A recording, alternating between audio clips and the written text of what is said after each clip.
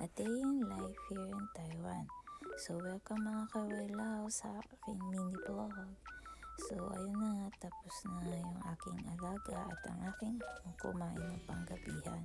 So ligpit time na. Pero bago ako magligpit, hinatid ko muna yung aking alaga sa kanyang kwarto dahil oras na ng kanyang panonood ng TV. Bali, itong inalagaan ko ngayon ay pangalawa na. Dahil yung unang inalagaan ko, 1 buwan at mahigit lang ako dun, namatay na siya. So, itong alaga ko naman ay 5 buwan pa lang ako rito. Bago pa lang din ako sa kanila.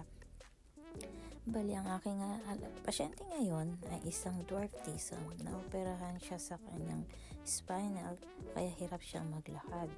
Ang trabaho ko sa kanya ay assist lang siya sa paglalakad, pero madalas nagwi-wheelchair siya.